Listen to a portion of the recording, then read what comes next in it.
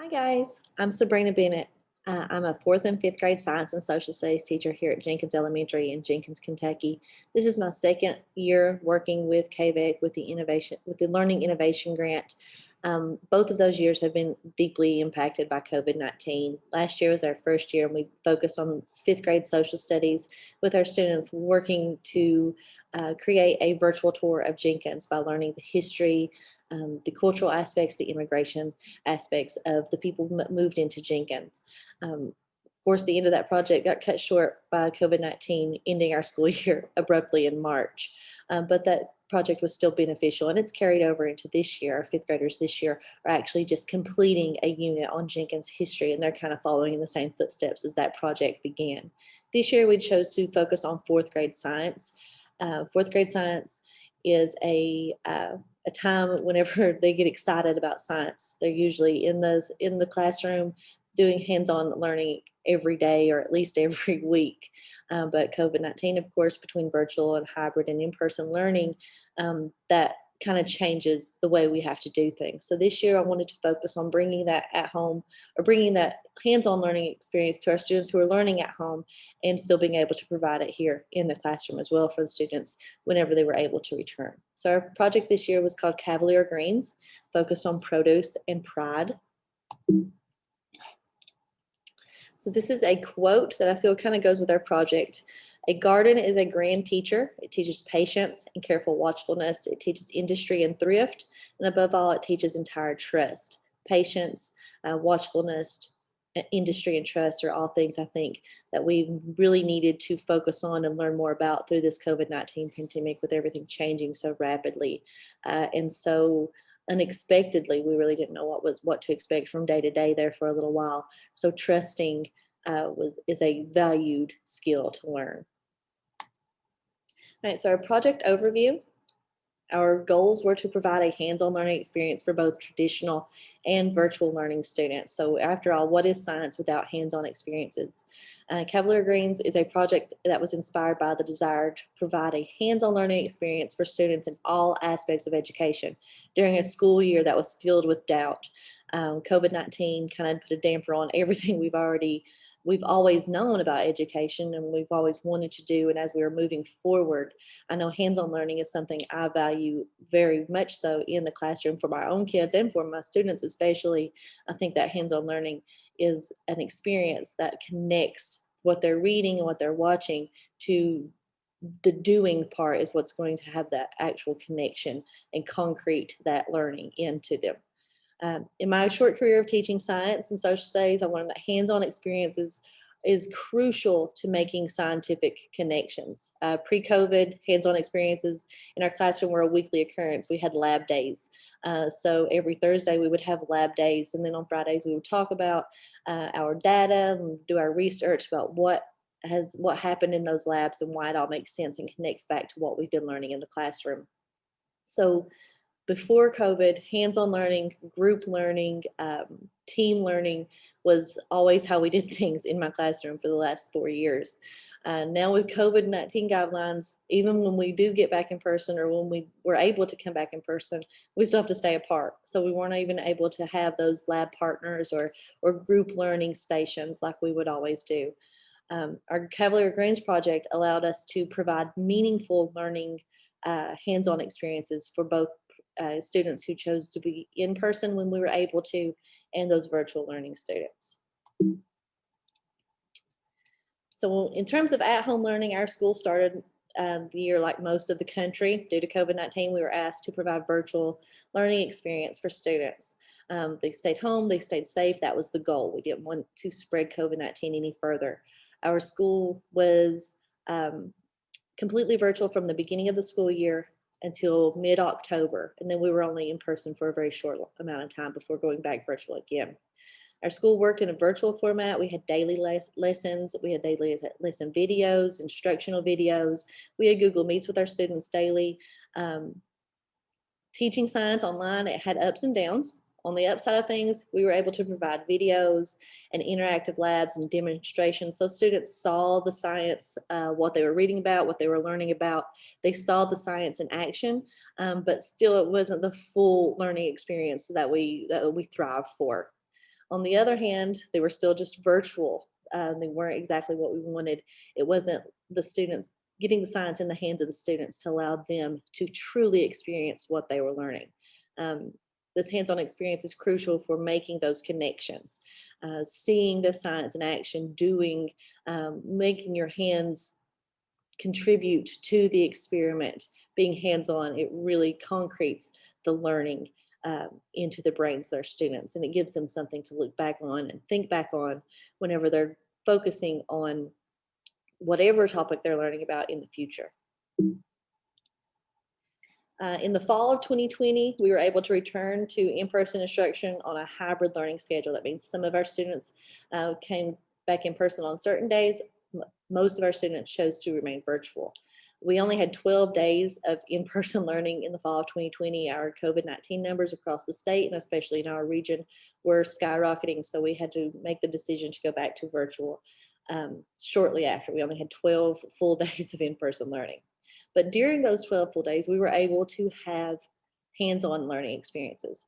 So we were working in our WAVES unit in science at that time, and our students were still 6 feet apart. They were not able to work in labs or in groups, but I was able to have mini lab stations that was just the things that they needed at their desk to do a hands-on experience or experiment during our WAVES unit.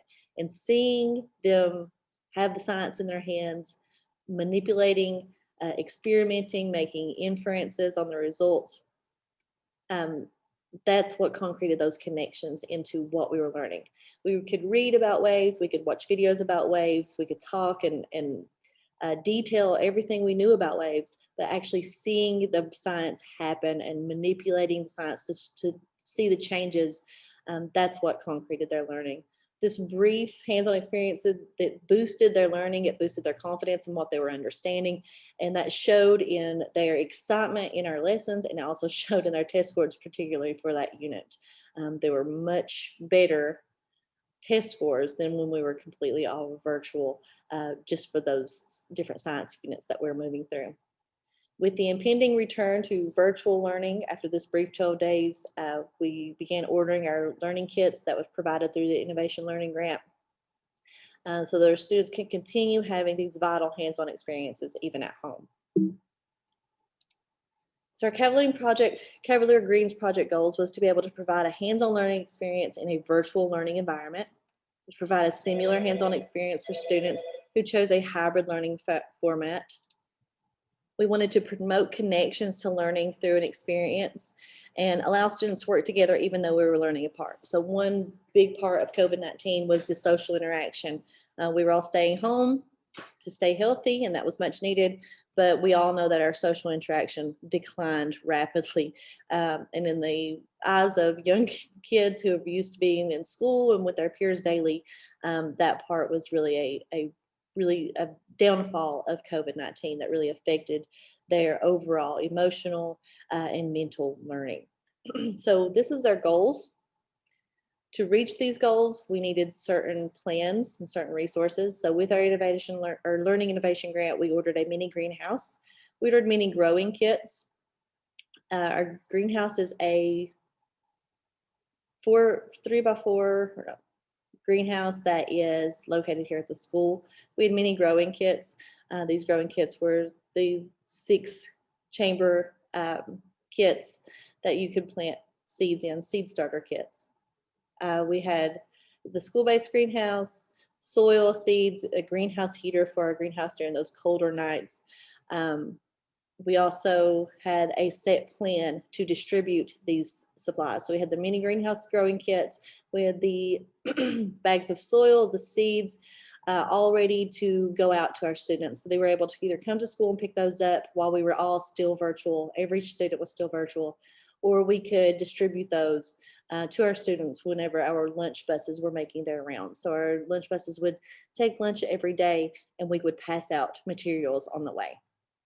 The plan was to have a hands-on experience to be used during our 4th grade science structures and functions unit. So this structures and function unit is life cycles of a plant, what structures are responsible for which functions in the plant, how do these structures keep the plant to surviving, growing, reproducing. Those are the major aspects or major goals of a plant. So students will use the mini greenhouse planting kits to begin growing marigolds and cherry tomatoes from seeds. They'll track the progress of growth with daily recordings. So it means they're taking measurements, they're recording those measurements, and we'll share the progress virtually with other students. So we share those results with pictures, with videos, and with documents. All right, so here shows some pictures. This is once our students were able to come back in person. One of the very first days that we were back in person, those students who hadn't had a chance to have their kits at home were able to do that here at school. So here you see the bags of the potting soil, the little greenhouse kits that have the 6 little chambers for the seeds, all masked up. And then here's some of our planting growth.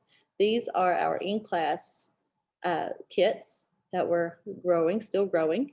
They're about to be transferred into the larger planters and taken to the greenhouse. And this is a photo sent in by one of our at-home learning students of theirs sitting in their window at their home. What was really interesting was how the students, whenever they responded to this image, they looked at how the stems were all growing in this direction. They were all leaning kind of to the side, and they were able to infer that they were leaning to the side because that's where the window is. The sunlight was coming in. Overall, students made a lot of connections. They made learning connections and experience connections, and they also made connections with their peers. They enjoyed having the opportunity of hands-on experience and responsibility of tracking growth. They had come from a year of very little school, very little responsibility. So being able to be responsible for something, it really boosted their confidence. They enjoyed sharing and comparing their experiences even more. With some students in person and others virtual, the peer connection aspect of school has seriously changed. Through our project, we were able to stay connected with our peers through shared documents, uploaded images, data recordings, and video calls during class to see others' plants projects. So whenever our students came back in person, we were able to do video chats on our board here in the school or in the classroom. So we were able to connect with students who chose to stay virtually and to see how their planting progress was going. While everyone was still virtual, we used programs like Padlet to upload images and record data and to just kind of comment on other plants to see why is your plant growing toward the sunlight, or why is your plants not growing as much as mine? What can we change about the way we are taking care of these plants that will help them grow better? We had a lot of positive outcomes and a lot of plans to continue this type of project in the future. So it has the potential to impact learning within our school well beyond the life of this grant. This grant provided us the starter resources to establish a hands-on learning environment from the early ages. Again, my goal is to continue this project for as long as I'm here and even trickle it down to the younger grades. The excitement and learning that comes with hands-on experiences like planting your own seeds and watching this grow, it's immeasurable. Their students learn the life cycle process of plants, the purpose of structures and functions each is responsible for. They obtain their own data and learn how to share their data in many ways, including virtually with peers, which has been a real learning experience for most everyone in the world, learning how to connect virtually over the last year. When we look at the future, we're going to look at involving the younger grades in the planting process. We want to get their hands in the dirt, planting seeds and being a part of the greenhouse and growing experience. We want to promote leadership in our older students by allowing them to teach the younger students how they need to take care of their plants and why it's important. We also have endless learning possibilities in all other contents like reading, science, math, and even social studies, because the end goal is to be able to grow this program and hopefully after COVID-19 is a thing of the past, we'll have our farmers market and things like that back open so we can take what we're doing here at school and turn it into an economic training for students.